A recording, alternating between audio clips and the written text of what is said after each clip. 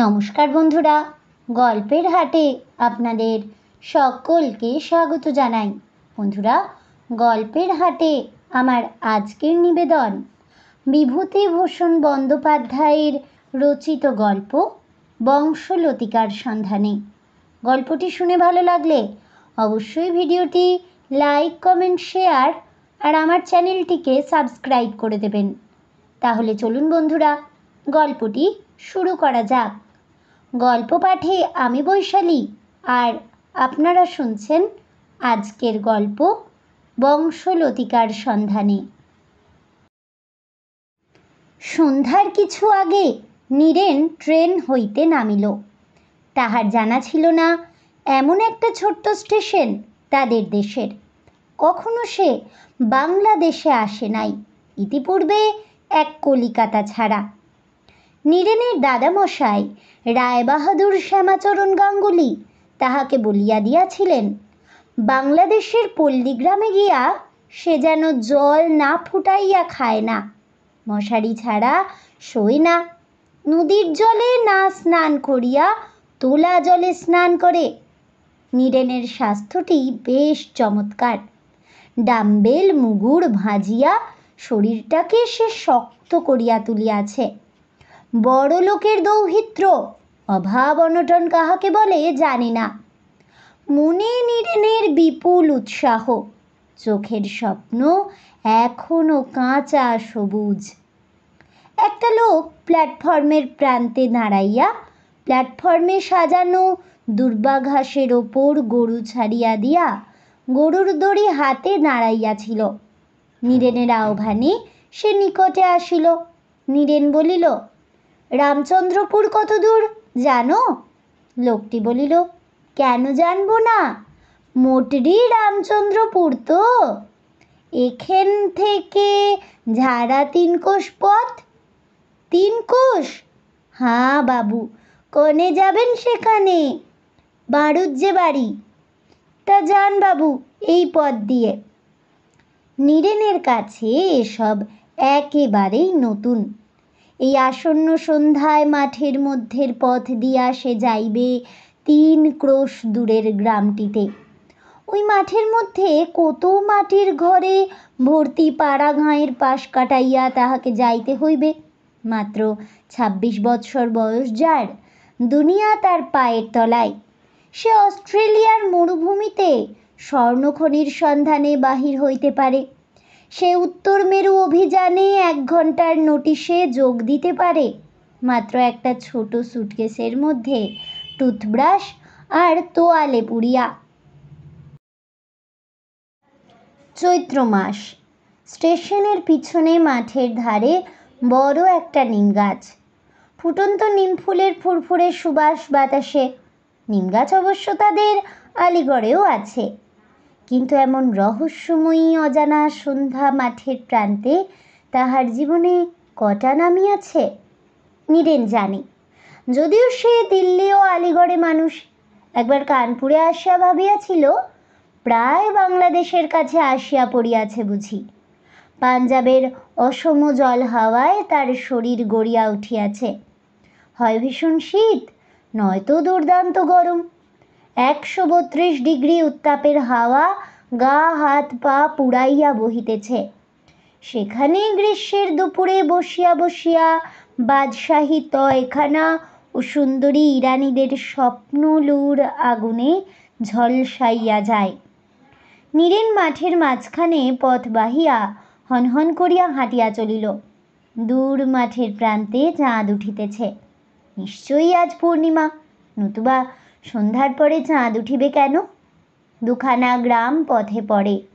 রাস্তার ধারে দাঁড়াইয়া গ্রাম্য লোকেরা দেখিতেছে।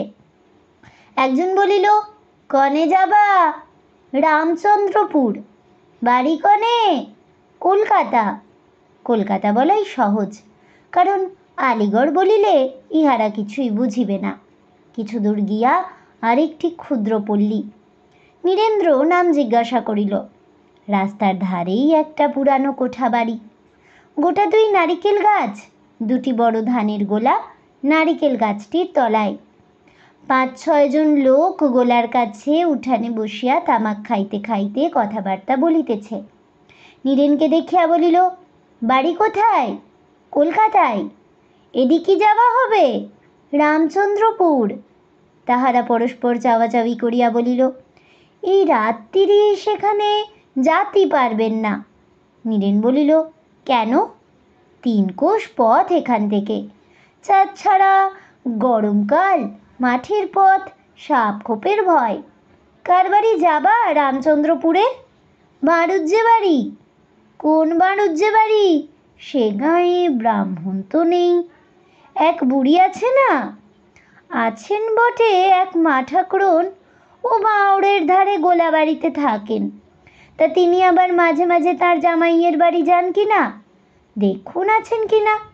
সেখানে পৌঁছাইতে নীরেনের বড্ড রাত হইয়া গেল। গ্রামটিতে চারিধারে বাঁশবন, আমবনের নিবিড় ছায়া। প্রথমেই গোয়ালদের পাড়া, তারপর বড় মাঠ একটা, গোটা 2 বড় পুকুর, শ্যাওলায় ও কচুরিপানায় ভর্তি। পথের ধারে একটা খড়ের ঘরে তখনও টিমটিম করিয়া আলো জ্বলিতেছিল। নীরেন উঠানে দাঁড়াইয়া ডাকিল, বাড়িতে কে আছেন? একটি বৃদ্ধা টেমি হাতে বাহিরে আসিয়া বলিলেন, কে ডাকে? আমি। কে বাবা তুমি? আমাকে চিনতে পারেনবেন না, আমি আলিগড় থেকে আসছি। বুড়ি টেমিটা উঁচু করিয়া তুলিয়া ধরিয়া নীরেনের মুখ দেখিবার চেষ্টা করিল। তাহার মুখে কৌতূহল ও সন্দিগ্ধতার রেখা। হাতের তালু চোখের উপর আর করিয়া ধরিয়া আলো হইতে চোখ মাচাইবার ভঙ্গি করিয়া আরও 2-1 পা আগাইয়া আসিয়া বলিল, কে বাবা? আমার বাবার নাম রাজকৃষ্ণ মুখুজ্জে। বুড়ি আপন মনে বিড়বিড় করিয়া বলিল, রাজকেষ্ট? রাজকেষ্ট? আমাদের পৈতৃক বাড়ি ছিল গড় মুকুন্দপুর। আমার ঠাকুরদাদার নাম তারিণীচরণ মুখুজ্জে।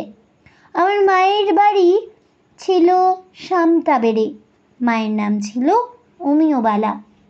ও, এখন বুঝলাম, তুমি আমার মেয়ের সইয়ের ছেলে। হ্যাঁ দিদিমা। এসো এসো ভাই, গতকালের কথা সব। তোমাদের মুখ দেখে মরবো এইটুকু বোধহয় ছিল আদেষ্টে। আর সবাই ছেড়ে গিয়েছে বাবা, শুধু আমি পড়ে আছি। সইমা কোথায়? সে তো আজকাল এখানে থাকে না, সে তার শ্বশুর বাড়ি এই পাশের গাঁ। আমি তার সঙ্গেই দেখা করতে এসেছি। আজ রাত্রিরে এখানে থাকো, কাল যেও এখন সকালে। এখান থেকে 2 কোষ, এই যে বললেন পাশের গাঁ, মধ্যে মাদার হাতির মাঠ আর জলা পড়ে যে ভাই, 2 কোষের বেশি ছাড়া কম হবে না। নীরেন হাত পা ধুইয়া ঠান্ডা হইয়া বসিল। এ যেন নতুন একটা জগতে সে আসিয়া পড়িয়াছে। এমন দেশে সে কখনো আসে নাই। যে দেশে তাহার জন্ম, সে দেশে এত বন জঙ্গল কেহ কল্পনা করিতে পারে না। গ্রামের মধ্যে নতুন ধরনের গাছপালা, অসংখ্য পাখির কলকাকলি, বনফুলের মৃদু সৌরভ। বুড়ির রান্না শেষ হইতে রাত 10টা বাজিল। কেবল সুদা সুদা মাটির গন্ধ বাহির হওয়া, লেপা পোছা মাটি ঘরের দাওয়ায় কলার পাতা পাতিয়া বুড়ি তাহাকে খাইতে দিল। রাঙা আউশ চালের ভাত, পেঁপের ডালনা, সোনামুগের ডাল, উচ্ছে ভাজা, আলু ভাতে, ঘন আউটানো সরপড়া দুধ, 2টি পাকা কলা, 1 দলা আখের গুড়ের পাটালি। অদ্ভুত রান্না বুড়ির হাতের। আলিগড়ের পশ্চিমা পাচকের হাতের রান্না খাইয়া সে আজীবন অভ্যস্ত। এমন চমৎকার রান্নার সঙ্গে পরিচয় ছিল না। উচ্ছ্বসিত প্রশংসার সুরে বলিল, এমন রান্না কখনো খাইনি দিদিমা। শুনতাম বটে বাংলাদেশের পাড়াগাঁয়ের রান্নার কথা, কিন্তু এই যে এমন চমৎকার তা ভাবিনি। বুড়ি হাসিয়া বলিল, রান্না করতে পারতেন আমার শাশুড়ি, তার কাছেই সব শেখা। ডাক সাইডে রাঁধুনি ছিলেন 8খানা গাঁয়ের মধ্যে। বুড়ির কথার মধ্যে যশোর জেলার টান নীরেনের বড় ভালো লাগিল। শুইয়া শুইয়া উঠানের নারিকেল বৃক্ষশ্রেণীর পাতার কম্পন দেখিতে দেখিতে নীরেন ভাবিতেছিল, এই তাহার স্বদেশ, তাহার অতি প্রিয় স্বদেশ, এই তাহার মায়ের জন্মভূমি, পিতার জন্মভূমি, পূর্বপুরুষদের জন্মভূমি, বাংলাদেশ। কেন এতকাল সে মাতৃভূমিকে ভুলিয়াছিল? ভাগ্যের দোষ। সে কি জানিত এত সৌন্দর্য বাংলাদেশের রাত্রির অন্ধকারে, গন্ধ ভরা অন্ধকারে? পাখির ডাকের মধুর টান সে হিমালয়ে শুনিয়াছে, আলমোড়ায় ল্যান্সডাউনে শুনিয়াছে। তাহার ধনী মাতামহের সঙ্গে কয়েকবার সেসব স্থানে সে গিয়াছিল। দেবদত্তা নগাধিরাজ মাথায় থাকুন, মাথায় থাকুক ক্যামেলস ব্যাকের অপূর্ব দৃশ্য, মুসৌরির অতুলনীয় গিরিশোভা, এখানকার পক্ষীকুলের সুমিষ্ট কাকলি যেন বহু পরিচিত বিগত দিনের প্রিয়জনের বার্তা বহন করিয়া আনে। কতদিনের ঘরোয়া কাহিনী এদের সঙ্গে জড়ানো। বুড়ি বলিল, ঘুম হচ্ছে না ভালো গরমে বুঝি? পাখা নেবা একখানা? না দিদিমা, নতুন জায়গা বলে ঘুম আসছে না, গরমে নয়। এবার ঘুমিয়ে পড়ো ভাই। হ্যাঁ দিদিমা। কি ভাই, আমার বাবাকে আপনি দেখেছিলেন?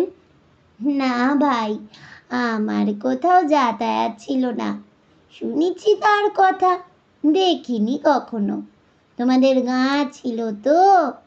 গড়মুকুন্দপুর, নাম শুনেছি, তবে যাইনি সেখানে। সকালে উঠিয়া বুড়ি বলিল, হ্যাঁ ভাই, তোমরা শহরের লোক, সকালে কি খাও? নীরেন হাসিয়া বলিল, হ্যাঁ, যা খাই তাকে দিতে পারবেন দিদিমা, চা। বুড়ি বলিল, ও আমার পোড়া কপাল, ওসব যে কখনো খাইনি ভাই, ওসবের পাটও নেই। একটু বেলের শরবত করে দিই, ডোবার ধারের বেল গাছটায় কাল দুটো পাকা বেল পেয়েছিলাম ভাই। চায়ের বদলে বেলের শরবত, উপায় কি? খাইতেই হইল তাহাকে। বুড়ি বলিল, তুমি কি মনে করে এসেছিলে ভাই? সেই কথাটা বলাই নীরেনের পক্ষে শক্ত। সে যে জন্য আসিয়াছে, প্রিয় পৈতৃক পল্লী গ্রামটিতে, বৃদ্ধা কি সে কথা বুঝিতে পারিবে? সে বলিল, বেড়াতে এলাম দিদিমা। এর আগে কখনো আসনি? না দিদিমা। দুপুরের আগেই তাহার যাওয়ার ইচ্ছা ছিল এখান হইতে, কিন্তু বুড়ি ছাড়িল না। দুপুরের পরে রোদ অত্যন্ত চড়িল, বেলা 4টার আগে বাহির হওয়া সম্ভব হইল না।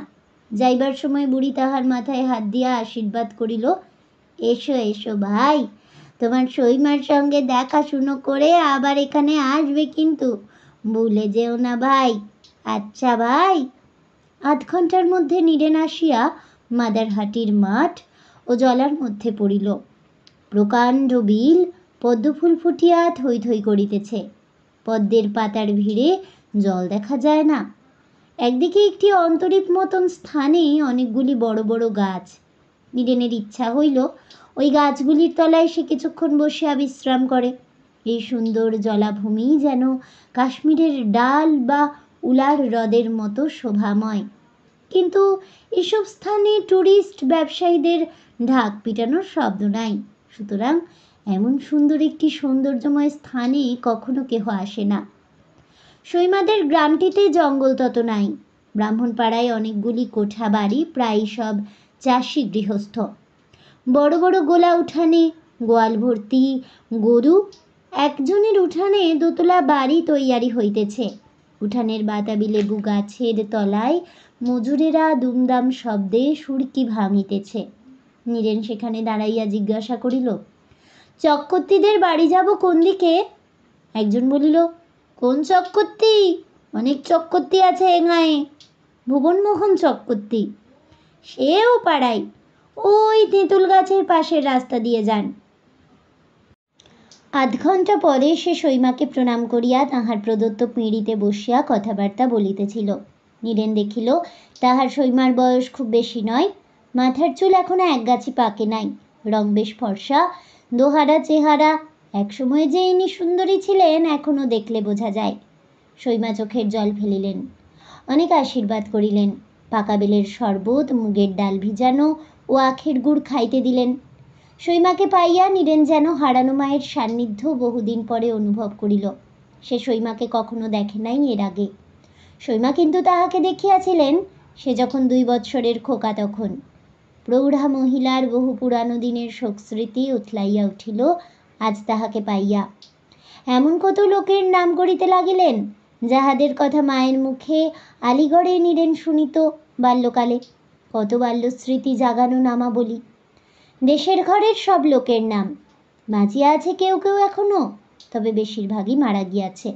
সৈমা বলিলেন, তোর মুখে সইয়ের মুখ যেন মাখানো রয়েছে। নীরেন হাসিয়া চুপ করিয়া রহিল। সই বড় সুন্দরী ছিল। গ্রামের কাজকর্মে যখন সেজেগুজে নেমন্তন্ন খেতে কি বিয়ে থাওয়ায় জল সইতে যেত, তখন লোকে দুদণ্ড চেয়ে দেখত। ইদানিং রোগে শোকে আর কিছু ছিল না চেহারার। এখান থেকে চলে যাবার পরে আর কখনো দেখা হয়নি সইয়ের সঙ্গে। সে কতদিন হবে রে নীরু? নীরেন মনে মনে হিসাব করিয়া বলিল, তা প্রায় 23-24 বছর হলো। সই মারা গিয়েছে কতদিন? বেশি দিন না, বছর 5 হবে। তাহলে সই বেঁচে থাকলে এই 45 বছর বয়স হতো। তা হবে, আমারও হলো 26। আপনার ছেলেও তো আমার বয়সী হবে, তাই না সৈমা? সৈমা আঁচলে চোখ মুছিয়া বলিলেন, কোথায় ছেলে বাবা? সে ফাঁকি দিয়ে চলে গিয়েছে অনেক কাল। রাত্রে নীরেন খাইতে বসিয়াছে। সৈমা সামনে বসিয়া খাওয়ার তদারক করিছেন। নীরেন বলিল, আপনার আর দিদিমার রান্নার সমান। এমন রান্না অনেক দিন খাইনি। সৈমা বলিলেন, তোর মাও ভালো রাঁধত রে। যখন কপাল পুড়ল, এদেশ থেকে সেই পশ্চিমে চলে গেল, তখন সে কি রান্না! বলে, সই আর কি তোর সঙ্গে দেখা হবে? এই যাওয়াই আমার শেষ যাওয়া। সে ভাগ্যিমানি স্বর্গে চলে গেল, আমিই রইলাম পড়ে। নীরেন হাসিয়া বলিল, আপনি না থাকলে আজ কার মুখ চেয়ে এখানে আসতাম বলুন সৈমা? সৈমা দুধের বাটি নীরেনের সামনে রাখিয়া পাখার বাতাস দিয়া দুধ জুড়াইতে জুড়াইতে বলিলেন, তোকে যত্ন করবার দিন যখন আমার ছিল, তখন এলিনে। এখন কি আছে সৈমার? কি দিয়েই বা তোকে যত্ন করব? তা হ্যাঁ রে, এতদিন পরে কি মনে করে এলি ঠিক বলতো? বলি সৈমা, আপনি বুঝতে পারবেন। জানেন, আমি 2 বছর বয়সে বাংলাদেশ ছেড়ে চলে গিয়েছিলাম। সে তো খুব জানি। আর কখনো এদেশে আসিনি এর মধ্যে, তাও জানি। এতকাল পরে মায়ের ও বাবার বাক্সের কতগুলো পুরনো চিঠি পড়লাম সেদিন। পড়েই মনটা বড় ব্যাকুল হলো জন্মভূমি দেখবার জন্যে। সেসব চিঠিতে আপনার নাম আছে, আমার এক পিসিমার নাম আছে। আমি বাবাকে কখনো দেখিনি। তার সম্বন্ধে, আমার ঠাকুরদার সম্বন্ধে আরও অনেক নাম আছে বাবার এক পুরনো খাতার মধ্যে। সকলের সম্বন্ধে আমার জানবার বড় ইচ্ছে হলো। আমি জ্ঞান হয়ে পর্যন্ত মামার বাড়ির সকলকে দেখে আসছি। বাবার বাড়ির বা নিজের বংশের কিছুই খবর রাখিনি। সেই সব খুঁজে পেতে বার করব বলেই এলাম। উমা, আমার কি হবে? কোথাকার পাগল ছেলে দেখো। না সৈমা, আপনি ভেবে দেখুন আমার মনের অবস্থা। আমার 26 বছর বয়স হয়েছে, কিন্তু এ পর্যন্ত আমাদের বংশের কোনো খবর রাখিনি। বাপের বাড়ির কোনো লোকের কথাই জানি নে, অথচ আমার ভয়ানক ইচ্ছে জানবার। আপনি হয়তো ভাববেন, এ আবার কি? আমার কিন্তু সৈমা ঘুম হয় না এই সব ভেবে। সত্যি বলছি, আপনি আমায় বলে দিন কিভাবে আমি তা করতে পারি। আমি তো কাউকে চিনি নে, বাংলাদেশের ছেলে, কিন্তু কোনো খবর রাখিনি দেশের। সব বলে দেব, এখন খেয়ে শুয়ে পড় দেখি, দুষ্টু ছেলে আমার। নীরেন হাসিল। অনেক দিন পরে যেন হারানো মাকে ফিরিয়া পাইয়াছে, সেই ধরনের হাসি সৈমার মুখে। ভাগ্যিস সে আসিয়াছিল।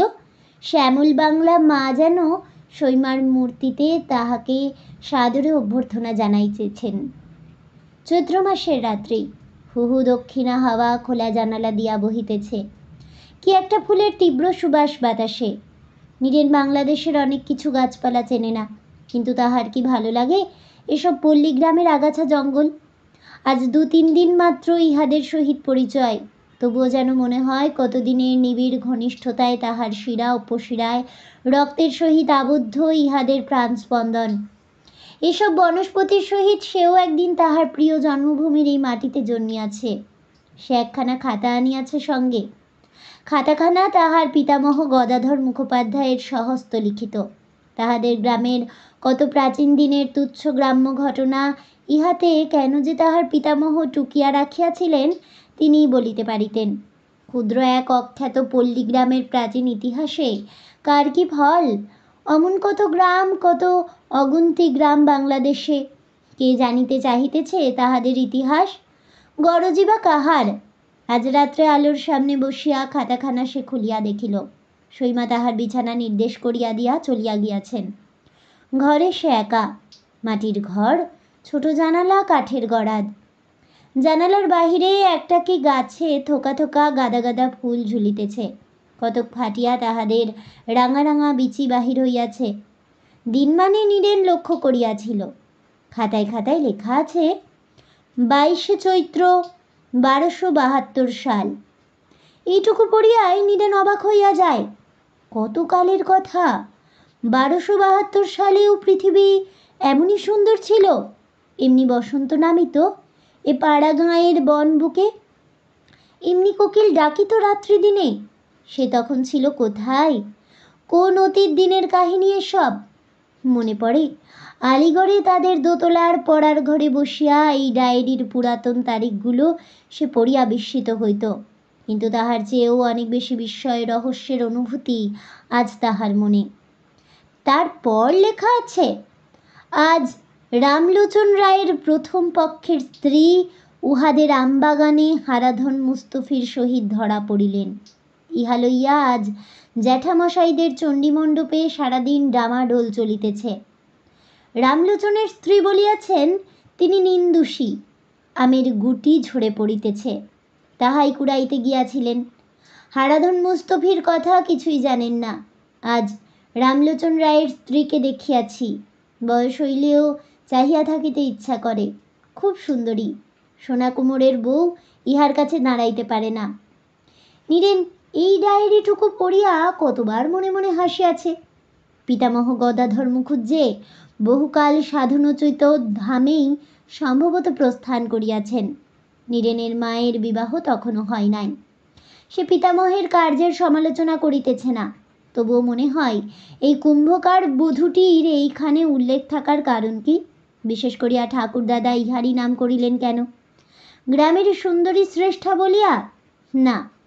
হায় রে, 1272 সাল, আর রামলোচন রায়ের নিরপরাধা সুন্দরী পত্নী, যিনি নির্জন দুপুরে বাগানে আমের গুটি কুড়াইতে গিয়া হারাধন মুস্তফির সঙ্গে নিজের নাম যোগ করিবার সুযোগ দিয়া মিথ্যা কলঙ্ক কুড়াইয়াছিলেন। একদিন প্রায় 80 বৎসর পূর্বের এক সুমধুর কোকিল মুখরিত পুষ্প সুবাস মোদিত প্রেমোচ্ছল বসন্ত দিনে কোথায় তিনি? আর কোথায় তাহার রূপের প্রতিদ্বন্দ্বী সোনা কুম্ভকারের রূপসী বধূ? আজ এই সব পল্লীগ্রামের মাটিতে তাহাদের নাম নিশ্চিহ্ন হইয়া মুছিয়াই যাইত, যদি না তাহার পরলোকবাসী পিতামহ গদাধর মুখুজ্জে এত ঘটা করিয়া উক্ত বধূদ্বয়ের ইতিহাস তাহার ডায়েরিতে নিঃস্বার্থভাবে লিখিয়া রাখিতেন। হাসি পাইবার কথাই তো। নীরেন ডায়েরি বন্ধ করিয়া শুইয়া পড়িল। কিন্তু আজ রাত্রে তাহার বংশের পূর্বপুরুষেরা যেন ভিড় করিয়া আশেপাশে তাহাদের অদৃশ্য অস্তিত্ব জ্ঞাপন করিতেছেন। তাহাদের ইতিহাস ভালো করিয়া জানিবার জন্যই তো সে এত কষ্ট স্বীকার করিয়া বাংলাদেশে তাহার জন্মভূমি অঞ্চলে আসিয়াছে। এতকাল পরে তাহারা ঘুমাইতে দিবেন না।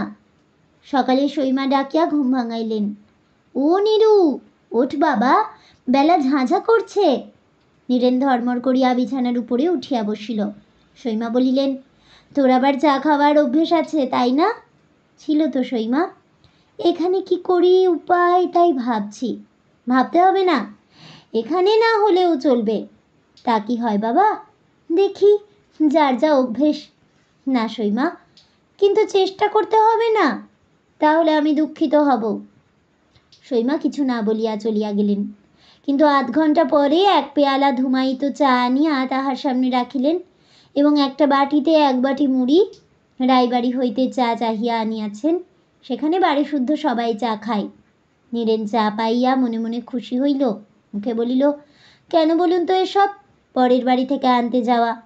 সৈমা বলিলেন, তোর মা থাকলে করতো না? তা কি জানি, করতো রে করতো। শুনবি তোর মায়ের কথা? কি বলুন? তোর মা বড্ড বেশি শান্ত ছিল। মাকে আমি দেখেছি, শান্ত ছিলেন সবাই বলতো। একবার সই আর আমি নাইতে গিয়েছি ঘাটে, সাঁতার দিয়ে 2 সই মিলে নদীর মাঝখানে গিয়েছি। এমন সময় ঘাট থেকে কে চেঁচিয়ে বললে, নদীতে কুমির এসেছে। আমরা তো তাড়াতাড়ি ঘাটের দিকে এগুচ্ছি। এমন সময় সইকে আমি ভয়ে জড়িয়ে ধরলাম। সই যত বলে, ছাড়ো ছাড়ো, দুজনেই ডুবে যাব। আমি ততই ভয়ে সইকে জড়াই। নীরেন রুদ্ধ নিঃশ্বাসে বলিল, তারপর? তারপর আর কি, দুজনেই বেঁচে উঠলাম। একখানা নৌকো আমাদের এই অবস্থায় দেখতে পেয়ে ছুটে এলো। তখন আপনারা এক গ্রামেই থাকতেন। হ্যাঁ রে, নইলে আর সই বলবো কি করে, পাগল ছেলে আর কি। কথাটা নীরেন সন্ধ্যাবেলা তাহার খাতায় লিখিয়া রাখে। গ্রাম্য জীবনের কোনো কথা সে বাদ দিতে চায় না। মরু পর্বত ভেদ করিয়া সুদূর পাঞ্জাব হইতে ছুটিয়া আসা, তবে কিসের জন্য? সৈমার শ্বশুর বাড়ি এটা, কিন্তু একটি দেওরপো ছাড়া এখানকার বাড়িতে কেহই থাকে না। 2টি দেওর বাহিরে চাকুরি করে, সেখানেই পরিবার লইয়া থাকে। যে দেওরপো এখানে আছে ওটি পিতৃমাতৃহীন অনাথ, জ্যাঠাইমার কাছে মানুষ হইতেছে। জ্যাঠাইমা ভালোবাসেন। দেওরপোর নাম কানু। কানু নীরেনকে খুব ভালো চোখে দেখে নাই। এই দুর্মূল্যের বাজারে ইনি আবার কোথা থেকে উড়িয়া আসিয়া জুড়িয়া বসিলেন। কেন রে বাবা, যে 3 বিশ ধান হইয়াছিল, ইনি এখানে আসিলেন, তাহাতে কদিন যাই। জ্যাঠাইমাও দেখিতেছি নিরুবলিতে অজ্ঞান। কানু আসিয়া বলিল, যাত্রা দেখতে যাবেন? কি যাত্রা? এই দিঘি গোনাই যাত্রা। সে আবার কি? দেখবেন এখন? দিন দেখি 1 টাকা চাঁদা। নীরু 1 টাকা বাহির করিয়া কানুর হাতে দিল। গোনাই যাত্রার আসরে বসিয়া নীরেন যাত্রা তত দেখে নাই, যত সেই সুন্দর রাত্রিটি ও যাত্রার আসরের পরিবেশের কথা চিন্তা করিয়াছে। যেখানে যাত্রার আসর সেটা ছোট একটা মাঠ, তার চারপাশে বন জঙ্গল। একদিকে বনের প্রান্তে একটা কামারের দোকান, সেখানে এখনো হাঁপড়ে আগুন জ্বলিতেছে। বাঁশের খুঁটিতে পাল টাঙানো হইয়াছে। পানবিড়ির দোকান বসিয়াছে। চাষা লোকে যাত্রা দেখিতে আসিয়া পানির দোকানের সামনে ভিড় করিতেছে। একটা মুকুন্দ চাঁপার গাছতলায় ফুল পড়িয়া বিছাইয়া আছে। বাতাসে মুচুকুন্দ চাঁপার সুবাস। একটি গ্রাম্য মেয়ে ছিল, গোনাই বিবি। তারই সুখ দুঃখের কাহিনী। নীরেনের পক্ষে এমন বিশেষ কিছুই নয়, কিন্তু যারা শ্রোতার দল তাদের সারা রাত্রি জাগিয়া দেখিবার বস্তু। ভ্রাতার বিরহে কাতরা তরুণী গোনাই বিবির সে করুণ গান ও বছির বছির রে বৈঠা হাতে নিলি রে অনেকের চোখেই জল আনিয়া দিল। নীরেন ভাবিতেছিল, বহুদূরের লিপুলেক গিরিবর্তে বরফ গলিয়াছে। দলে দলে বুব্বুর পিঠে বোঝাই দিয়া যাত্রীরা চলিয়াছে মানুষ সরোবর ও কৈলাসের পথে। গরুলা মান্ধাতার তুষারাবৃত্ত শৃঙ্গ সায়াহ্ন দিনের সূর্যকিরণে সোনার রং ধরিয়াছে। তাহার দাদা মহাশয়ের বন্ধু কালীচরণ মজুমদার সস্ত্রীক এই মাসের শেষে মানস সরোবরে রওনা হইবেন। সঙ্গে যাইবেন নীরেনের দিদিমা ও বড় মামিমা, বাড়ির গোমস্তা নাদু চক্রবর্তী। আলিগড় হইতে আলমোড়া, আলমোড়া হইতে ধারচুলা, ধারচুলা হইতে লিপুলেক পাস, লিপুলেক হইতে মানস সরোবর। সে নিশ্চয়ই যাইত ওখানে থাকিলে, কিন্তু সেজন্য তার দুঃখ নাই। বাংলাদেশে আসিয়াছে সে মাতৃভূমির সঙ্গে নিবিড় পরিচয়ের সন্ধানে। গাছপালায় পাখির কলকাকলির মধ্যে দিয়া সে পরিচয় দিনে দিনে ঘনিষ্ঠ হইয়া উঠিতেছে। ওই মুচুকুন্দ চাঁপার ফুল যেন কতকাল পূর্বের কোনো বিস্তৃত অতীত শৈশব দিনে তাহার অজ্ঞাত সারে একদা সৌরভ বিতরণ করিয়াছিল। মায়ের মুখের সঙ্গে সেদিনটির ছন্দ একই তারে গাঁথা হইয়া আছে তার মনের বীণায়। পরদিন গ্রাম্য নদীর ধারে একটা বড় নিম গাছের তলায় সে দাঁড়াইল। তাহলে বন্ধুরা, আমার আজকের এই গল্পটি শুনে কেমন লাগলো অবশ্যই আমাকে কমেন্টে জানাবেন। ভিডিওটি ভালো লেগে থাকলে লাইক শেয়ার করতে ভুলবেন না। আমার চ্যানেলের নতুন বন্ধু হয়ে থাকলে চ্যানেলটিকে সাবস্ক্রাইব করে দেবেন। পাশে থাকা বেল বাটনটি প্রেস করে রাখবেন নতুন গল্পের নোটিফিকেশন পাওয়ার জন্য। ফিরে আসছি এমনই কিছু চমৎকার গল্প নিয়ে। ততক্ষণ সবাই ভালো থাকুন, সুস্থ থাকুন, আর অবশ্যই সঙ্গে থাকুন আর দেখতে থাকুন গল্পের হাট।